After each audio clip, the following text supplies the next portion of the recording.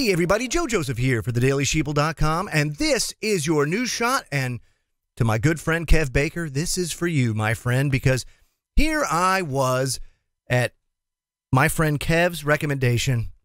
I started watching the series Altered Carbon on Netflix. Very, very interesting thing. I'm in episode 2 now. What a storyline. But I had to, start doing my research for today's news shots, and coincidentally, the Express has an article, Human Beings on Brink of Achieving Immortality by Year 2050. And I thought to myself, wow, how interesting, because one of the central points of Altered Carbon is just that, immortality. And how it's achieved there is very interesting, and I'm not going to spoil it for everybody, but I think that there's a lot of inherent danger to what's going on here in the pursuit of immortality. And I just wonder if the risk reward is actually worth it, I'll get into that in a second. It says, Dr. Ian Pearson says human beings are very close to achieving immortality in a number of different ways, but only if you can make it to the year 2050. Anyone who dies before then could be part of the last generations of humans to die of old age. Dr. Pearson said by 2050, it will only really be for the rich and famous. Says most people of the middle class incomes and reasonable working class incomes can probably afford this in the 2060s. So anyone 90 or under by 2060. Now, let me stop there for a second. Isn't it kind of short-sighted of this doctor who claims to be on the brink of solving immortality? One of the things that you have to understand at the same time is the advancement of technology, a la AI, and the fact that there's not going to be any middle-income families and reasonable working class in 2060, because by then, AI and cyborgs, androids, robotics, whatever you want to call it, is going to be doing all of that, assuming human beings still have control. And that's just using standard methodology to look at how fast technology is advancing. And it's exponential. I mean, this is crazy. Think about it. Dollar Trees, and anybody here in the United States knows the chain Dollar Tree. Over in the UK, a similar store would be the Pound Store. Okay, so Dollar Tree here in America is really one of the companies that really took advantage of free trade agreements and the emergence of China as a economic power. And they were really one of the first to go in. So, of course, you go and you open factories in China and you're getting things at pennies on the dollar out the door. And then you have it shipped over here and you sell things for $1 a piece. And they're really just, knockoffs of a name brand merchandise. And they made a fortune on it. Well, what surprised me was the fact that this was over 10 years ago. Over 10 years ago, the Dollar Tree warehouse at their headquarters in Chesapeake, Virginia, it's 100% automated. It was that way 10, 15 years ago.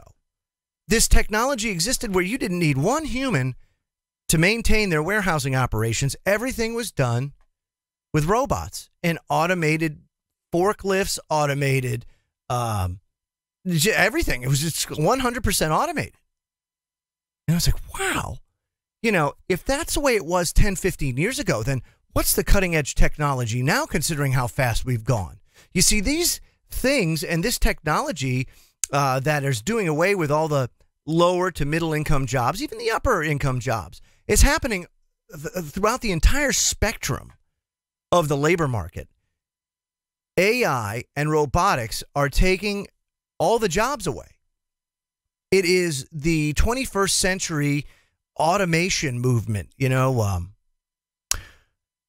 I remember the first seeing stories about the first automat come about. Basically it was the wheel of death is what's commonly referred to. If you work in a place that has one of those rotary machines where you can get a sandwich. It's called the Wheel of Death. Well, the automat was the same thing. Now, all of a sudden, you don't have all these people that are making fresh food. You just stock the automat, boom, boom, boom, you're done. Automation, the assembly line was huge. Now you can mass produce things. Automation. Now what's happening is on Wall Street, bankers are finding that, wow, if we employ AI, it can make decisions so much faster and with so much more or so much less error than humans that we're just going to phase humans out because the AI can do it all. And that's what's happening in banking. The Deutsche Bank said that up to 50% of the jobs at Deutsche Bank could be eliminated within the next 10 years, 5 to 10 years. That's unbelievable. Now, that's on the upper side of the scale. You look at McDonald's employees that want to make $15 an hour and the emergence of these self-service kiosks. What's next? They have robots now that can make the burgers. These are things that are coming on at breakneck speed. So this doctor is very short-sighted to think that this is even by any means affordable. That won't even be in the ballpark because our whole economy is going to change by then. It has to. So anyway, he continues, he says, so anybody under 50 at this point in time has a pretty good chance of being immortal. Anyone under 40, almost definitely, he says, will have access to this technology. And he says there's several different ways in which people can live forever, such as renewing body parts. Isn't that interesting? He says this could be done in several ways, including genetic engineering that prevents or reverses the aging of cells. People may be able to replace vital body organs with new body parts. Scientists around the world are currently working on creating human organs using 3D printers loaded with living cells, in which that could make organ transplants a thing of the past. Why not? You take some of your stem cells or whatever, and you grow or print a new liver if you need a liver.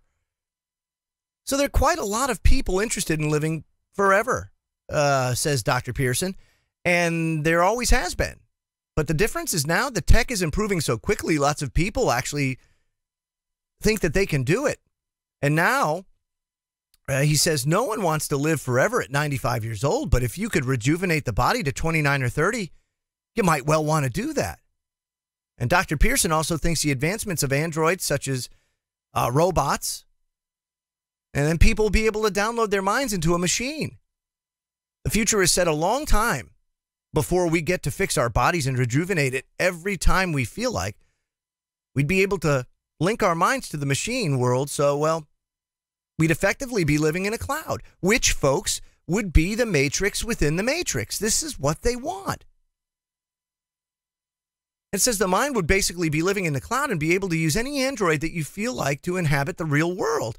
How is that the real world if that, again, a matrix within a matrix? I mean, this is and speaks of a very dystopian type of existence, and I can't imagine,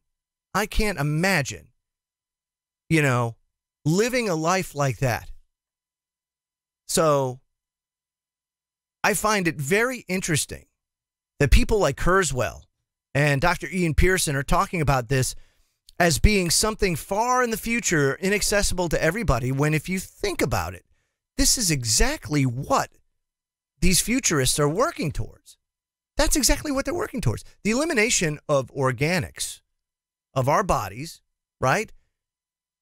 Remember that our brains are quantum computers. There is a connection to things and forces we can't see that our brain connects to. You download your consciousness into a machine. What are you forgetting? What's not going with it? These are things that we have to consider before we just go blindly and irresponsibly going down this road. I don't like it. I'm Joe Joseph. This was thedailysheeple.com's News Shot. Feel free to comment below and visit our website at thedailysheeple.com. #WakeTheFlockUp. Have a great day.